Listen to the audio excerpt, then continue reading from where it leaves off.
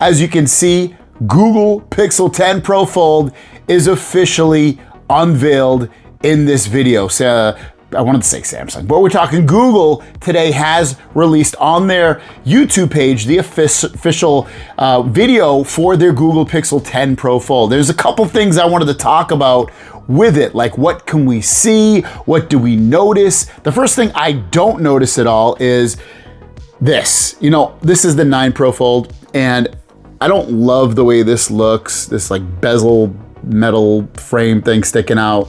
It's definitely not beautiful for the phone. Not the end of the world either, but they don't show that part of the phone. So, and that's probably a main reason for that, because it's not the most beautiful design. When you look at a Galaxy Z Fold 7, it's very symmetrical. It doesn't have a lot of bezel. It's a better looking phone. Next up would be the camera hole. The punch hole on here is pretty big. It's pretty large. It doesn't look as big on the video. I could be wrong, but I don't think I'm wrong. It looks smaller. So I think that'll be a nice little design change for them. And they don't hide that fact either, that there was a camera sitting on top of the display, which they shouldn't, because it's already there.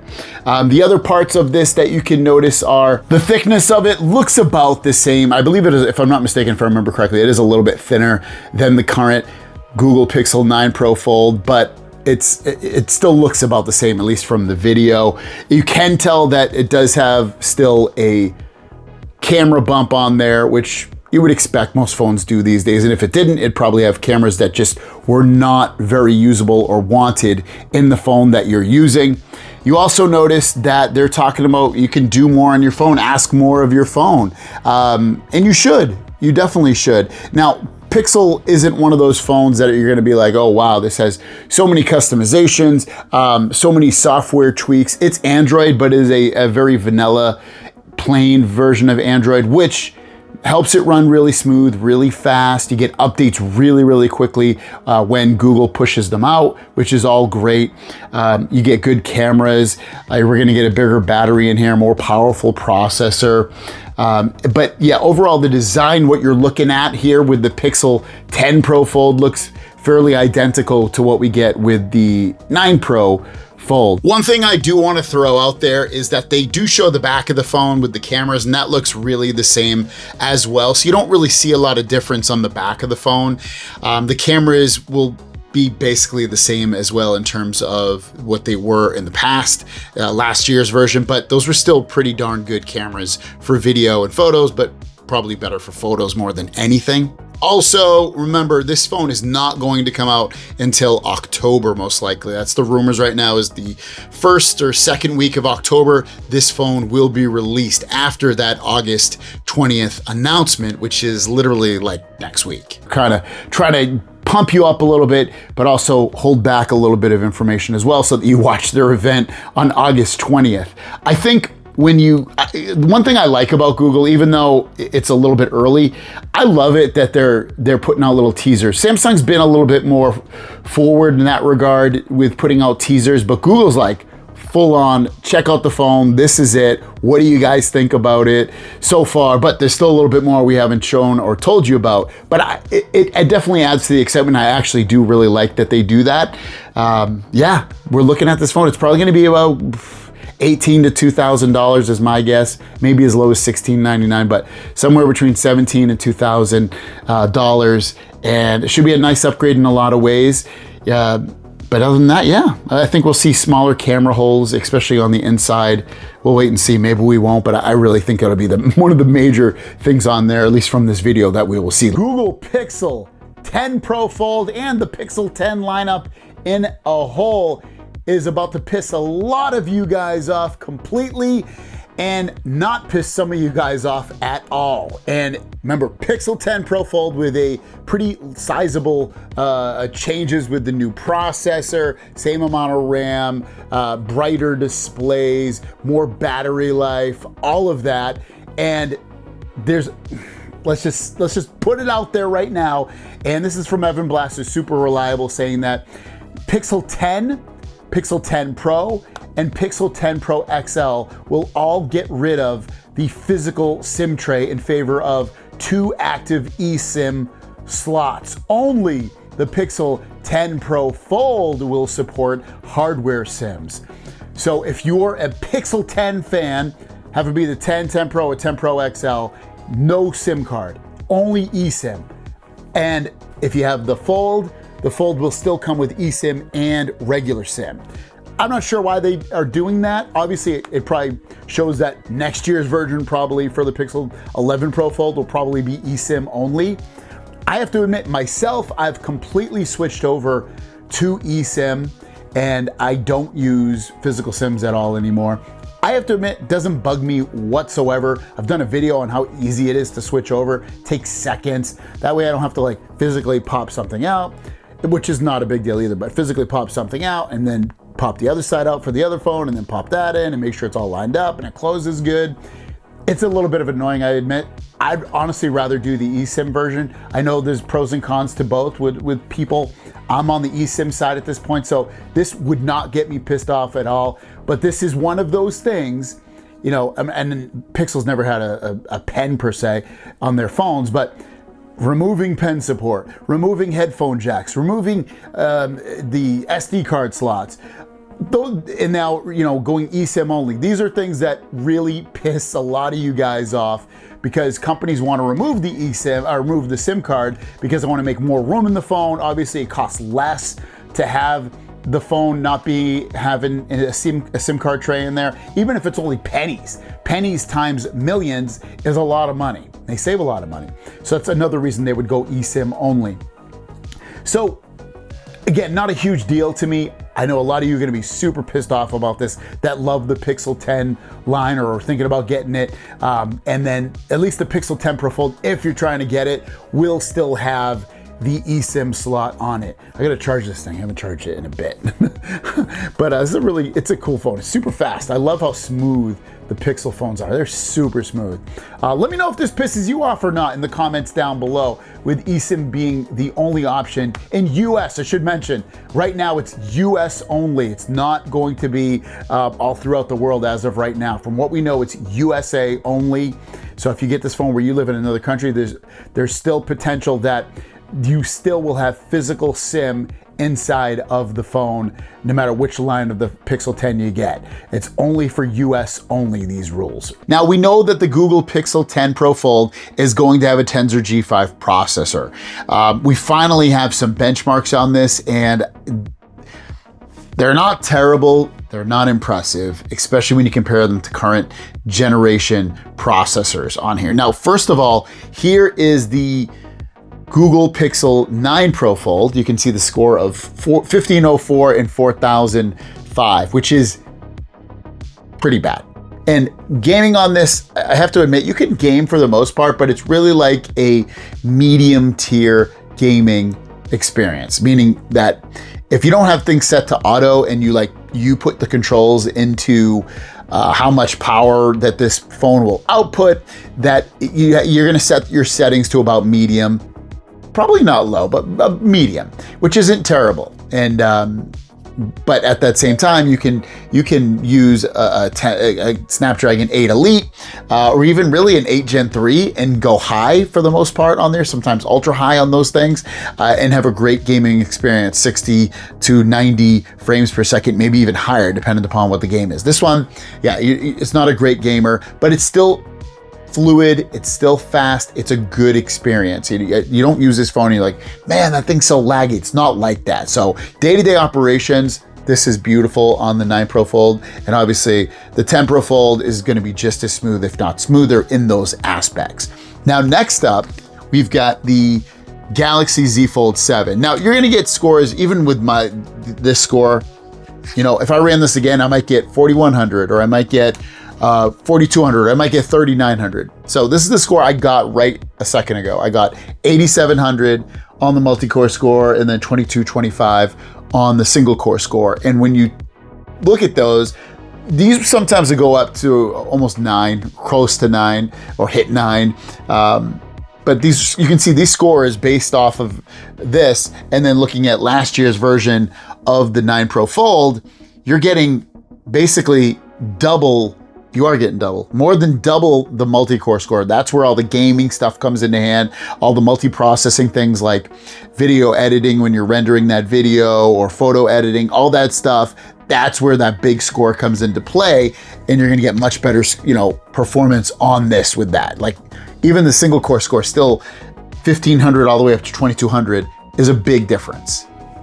Now, here's the score for the Google Pixel 10 Pro Fold.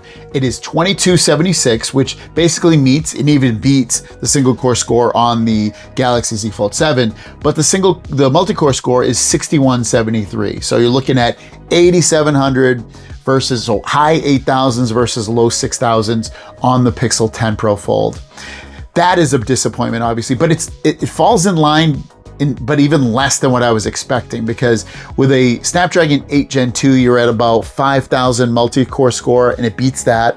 And then on an 8 Gen 3, you get about 7,000, maybe a little over 7,000 on a multi-core score. So it's sitting, the performance for this processor, the Tensor G5, is sitting between a Snapdragon 8 Gen 2 and an 8 Gen 3.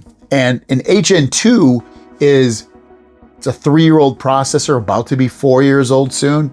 And so it's a 3 to 4-year-old performance that you're getting on this phone in terms of gaming, in terms of, things that aren't going to be absolutely at their tip-top shape with everything that a Snapdragon 8 Elite can do. And then the 8 Elite 2 is going to bring this even further away, which is coming out. Those phones are going to come out in the next few months.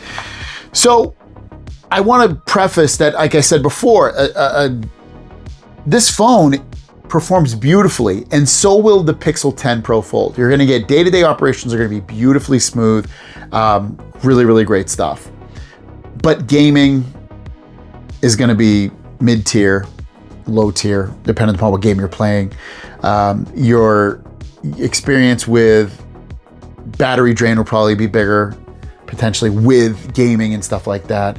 Also, anything else that needs hardcore processing power is not going to be the best versus like a Galaxy Z Fold 7 or an S25 or 6 that comes out, any of those phones that have the Snapdragon processor in there. So not the end of the world, but also not super impressive. And it's kind of what I was expecting, though I was expecting, I have to admit, something closer to an 8 Gen 3, and it's kind of sitting in the between of the 8 Gen 2 and the 8 Gen 3, which is a little bit disappointing. So tablet that hasn't been updated in a bit now, and now it is. It's going to be the Galaxy Tab S11 Ultra, and we know a lot about it, and there's some key changes about this. And let's first go through the specs on this one. So you're looking at 14.6-inch AMOLED 2X 120 hertz display, very similar, obviously the same as last year, but the notch is smaller, which we'll talk about in a little bit here. MediaTek Dimensity 9400. I don't think it's going to have the Plus version. I pulled that from AI, so it's probably just going to be the 9400, just regular 9400. Now, the next generation of Dimensity comes out like a month later or something like that. So immediately, almost upon release of this, it's probably going to be kind of outdated a bit, but it is an upgrade over the last generation, again, which we'll go into in moments, how much difference of a performance it is versus the Tab S10 Ultra. Now, 12 and 16 gigs of variant of RAM and up to a 1 terabyte of storage. So if you get really anything besides the 1 terabyte, you'll get 12 gigs of RAM. So just keep that in mind. Battery has been improved. It's going from 11,200 to 11,600, and you get 45 watt fast charging, which is all great. Gravy on that train right there. That's wonderful. You're going to get 13 megapixel camera and 8 megapixel rear, 12 megapixel front. Reportedly, the front camera has been downgraded a bit in terms of quality. We'll talk about that in a moment. Quad stereo speakers, Wi-Fi 7. I don't know if 5G will actually be an option on this one. It probably won't. It's probably going to be delegated to the smaller version, but we'll see. Esim, if it does have it, and Bluetooth 5.4. Android 16 with One UI 8, which is running on everything new they're releasing right now, and it's in beta on a lot of the other devices. And some craziness here. So this is going to be the biggest battery phone tablet ever. So with this, you're getting a 5.1 millimeter tablet, thinnest ever, thinner than the S8, S9, S10 Ultra tablets, and it has the biggest battery. It's going from 11,200, like I mentioned, to 11,600. 600, so more battery on there. Reportedly also with the battery is that it used to go up to, I forget, it was like 2,000 cycles that it could handle. But now that the battery's bigger, it's only going to be able to handle about 1,200 cycles of battery life before it starts to downgrade under 80%. So it's still a lot of charges, but just know that if you're charging this, if you're using this every day and you charge it once a day, you're going to get about 3 years before the battery really starts to degrade, which is still a really, really long time. And at that point, you'd probably be ready for an upgrade anyway. Also, continuing on with this is that we'll talk about the Geekbench score here. So with the 9300 Plus, which was in the Tab S10 Ultra, you'd get about 2300 on the single core score. It's now going to be about almost 3,000, 2,900 about on there. So you're getting a significant jump on the single core score, and on the multi-core score, it's going from about 8,000 to about 9,000. So you're going to get very similar to performance to a Snapdragon 8 Elite on here. It's not an 8 Elite, obviously. It's a MediaTek processor, but you are getting a significant jump in performance. I've heard it's as high as 30%. Also, the way that it looks, you can see that the notch is a lot less, but reportedly it's downgraded single front camera, resulting in a reduced notch for the first time in 3 generations, but there's still a notch. It doesn't bug me at all. I mean, I've seen it. I had it on the other one, the Ultra at one point. It didn't bug me at all. I'm not worried about it. Equipped with the Dimensity 9400 processor, like I mentioned. And for reference, the Plus model will not be released in the S7 series again. So it'll just be S7 and S11 Ultra, I should say. So I would say it like this, with these tablets, year over year over year, you don't necessarily need to upgrade. They're really well performance. Like my son still has and uses his S10 and it runs beautifully. It's got 12 gigs of RAM. If I'm not mistaken, 256 gigs of storage. And the Dimensity 9300 Plus runs beautifully. No lag, nothing, doesn't overheat. And he games on that thing all the time, from Roblox to Fortnite to these other 3D type games that he plays on there, and no problems at all. I'll probably still upgrade him because I like him to have the latest and greatest on there. But otherwise, it looks like a fairly nice upgrade. And if you don't have one of these tablets, you're probably going to want to get it. Also know that price-wise, it's probably going to be expensive again, potentially starting at around $1,400 if you get that tablet for the Ultra. So it's going to be expensive. I did a video earlier today, basically comparing the Galaxy Z Fold 7 to the Pixel 10 Pro. And in this video, it's very similar to the other one, I'm not going to lie to you, but this one is just a lot more direct, right to the point. Which one should you choose? I'm not going to go really back and forth too much on these. I think they both have their main selling points, and then you can decide from there. Now, with this, we're going to start it off with the Pixel 10 Pro, because I think that's the one that's going to be the newest, obviously, that's going to be announced this week, if I'm not mistaken. I think it's the 20th, yeah, this week. So 5 reasons to buy the Pixel 10 Pro Fold. First, it should be the first ever IP68 dust and water resistant phone that's foldable, and Google's fully dust-proof hinge is a groundbreaking feature for a foldable phone, beating the IP68 on the Z Fold 7. So if you need and want that dust and water resistant, you're gonna wanna go with the Pixel 10 Pro Fold. No brainer. It just beats it plain out with the Galaxy Z Fold 7.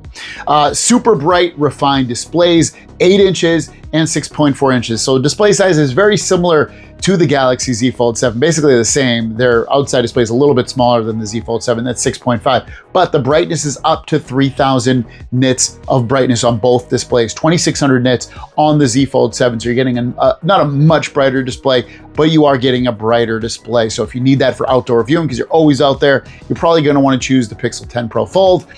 Are you gonna notice it a lot when you're comparing the phones? I don't think so. I will gladly test that, but I don't think you're gonna notice much of a difference on that.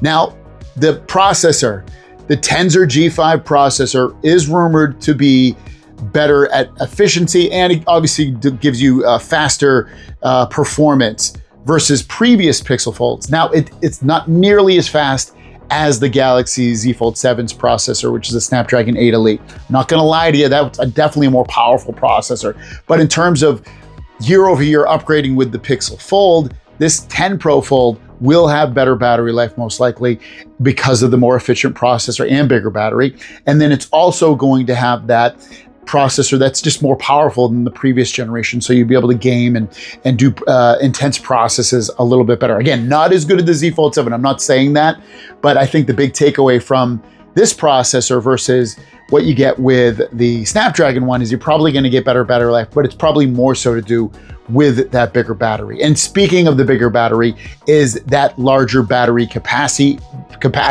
at 5,015 milliamps. So you're getting a bigger battery versus 4,400 in the Galaxy Z Fold 7. That makes a pretty nice little jump there.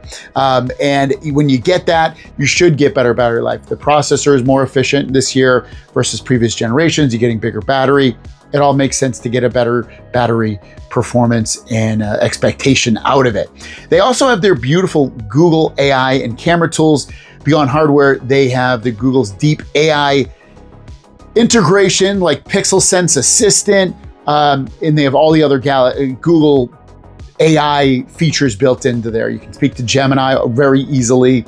They have a lot of features within their camera system that allow you to get better photos and editing easier as well.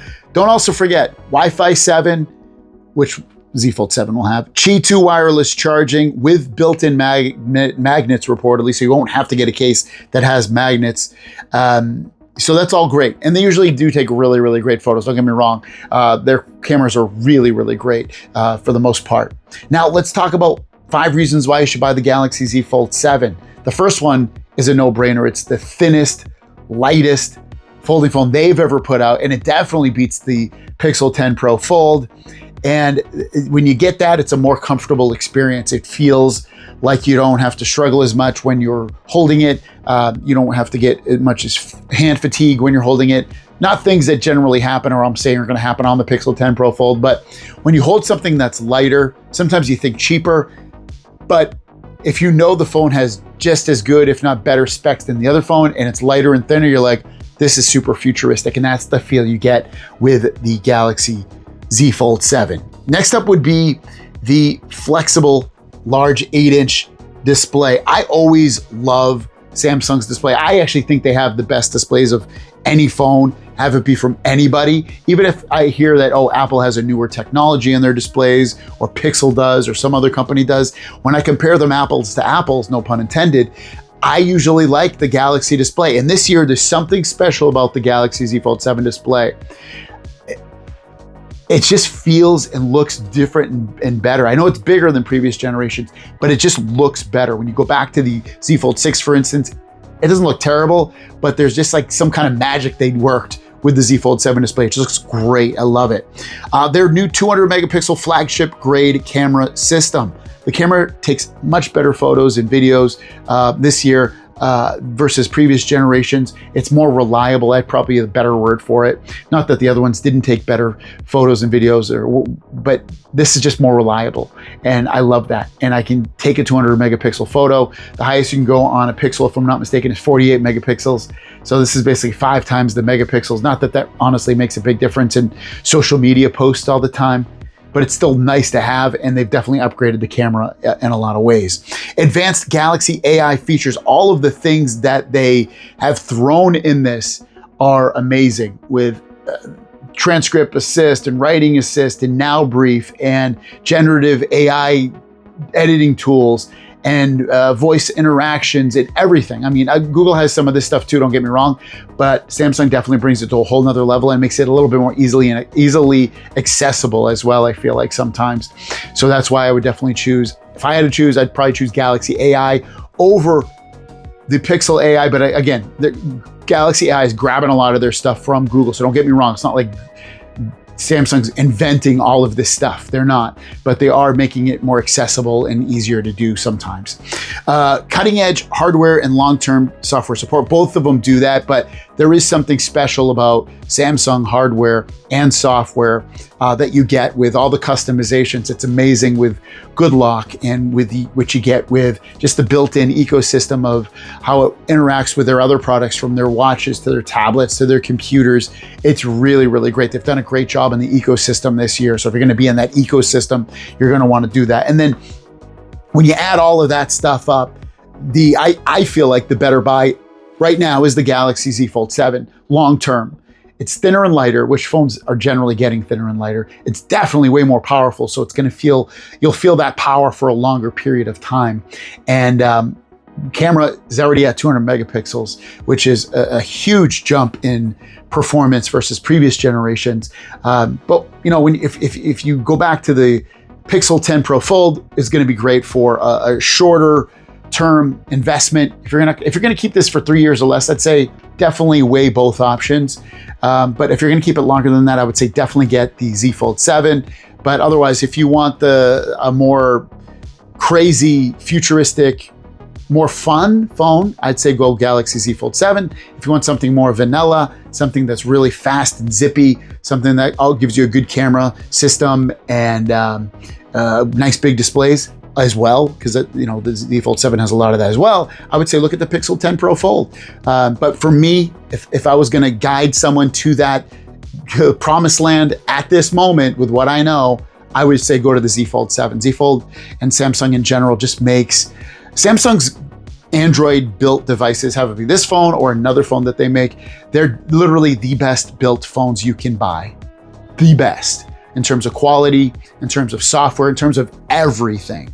Not to say the other companies make bad devices. They are definitely a notch higher than everybody else though, without a doubt. I've had many phones throughout the years, and Samsung, you can ask any of my tech friends, have them be big or small creators, and I would say all of them will end up saying that on the Android side, Samsung makes the best built phones. Let me know your thoughts on this in the comments down below. Have a great day, and we'll see you down the road. Peace.